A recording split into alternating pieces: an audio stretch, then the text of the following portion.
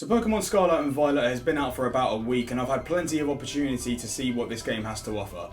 Will Scarlet and Violet be an OHKO or not very effective? Let's find out. Scarlet and Violet introduces us to the region of Paldea, a new and fun world to explore filled with interesting new pocket monsters and old familiar faces.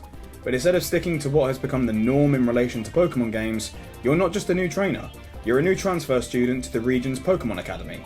It's not long before we're introduced to the Academy's professor and our new rival. The premise for the plot is to take part in the Treasure Hunt, an activity set up by the Academy to help grow new trainers and help them find their own way in the world without just being sat behind a desk. The story splits off into three diverging paths that all culminate in the wildest finale to a Pokemon game I've ever seen. One of the stories in particular hitting a really deep emotional level that I connected with, having experienced something similar. Unfortunately, while the characters of Nemona, Penny and Arven are likeable and relatable in their own ways, the region is full of forgettable NPCs and I don't think I could even name a single gym leader or Elite Four member. As opposed to Sinnoh, where I think I can name them all. But maybe in time I'll be able to do the same for Gen 9. The detail put into Paldea really impressed me. The work put into the towns makes them feel alive and lived in, with the detail on the actual Pokemon impressing me the most. Whilst our Raptor can clearly be seen to have a new, more feathered texture, a Pokemon like Scizor has a metallic shine to it, reflecting its steel typing. All Pokemon are now located in the overworld, making it much easier to find the Pokemon you're looking for and to avoid wild battles if you choose.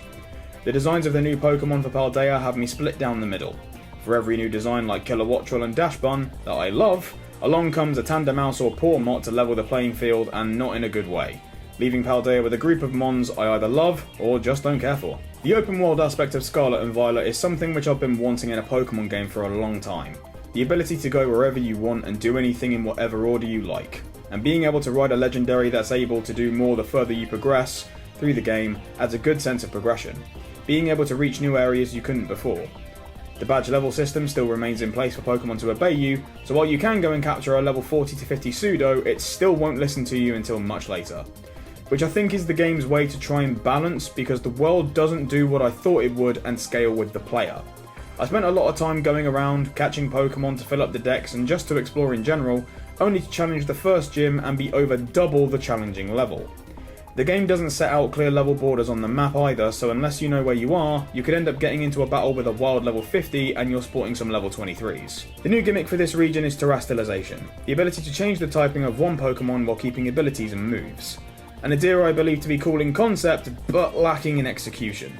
Take the Grass Gym Leader for example, with its ace being a Sudowoodo, normally a rock type, but with Terastallizing becoming a pure grass type, meaning it is now weak to the flying and fire types you came into this gym with. It adds no change to strategy for battling whatsoever. A way I think this could have been done better is if Terastallizing grants the Pokemon to gain stab damage from matching type moves, or they gain resistances and immunities based on the Terra type. So in the Grass Gym case, you now have a Sudowoodo that still resists flying and fire types, making it a much harder challenge. The music changes from the traditional loud and memorable location tracks to more subtle and ambient sounds, allowing for a much greater sense of immersion, that flows seamlessly from location to location, or switching effortlessly to the battle theme. Now onto what everyone has been talking about, and I'm in complete agreement that this is inexcusable for any AAA title, let alone Pokemon. The frame rate drops and graphical glitches. There were multiple times where the lighting in the overworld would constantly bug out, the camera will clip into the ground showing nothing but an infinite void, or the frame rate drops to something I've never seen before. And that's just the gameplay, let alone the NPCs that are further than 10 feet away from you.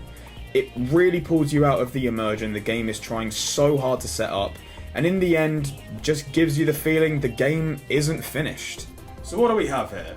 On the pro side, a really cool open world that's free to explore, likeable and relatable main characters, multiple stories that go a lot more mature than any previous Pokemon game, some cool additions to the Pokédex, and a great score to help with immersion.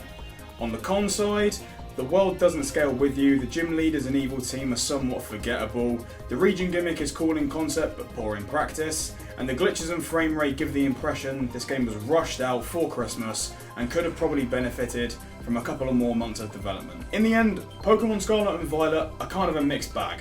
If you're willing to forgive things like frame rates and some forgettable characters, you'll definitely have fun here, but for me, it's got to have points taken off. The main question is, did I have fun? And the answer is yes. This isn't just a one and done game for me. I will continue to complete the decks, and I look forward to bugs hopefully being fixed and new DLC that expands Paldea. I give Scarlet and Violet a 7 out of 10. Be sure to keep it locked right here on TSM, like, subscribe, and I'll see you all next time. Peace.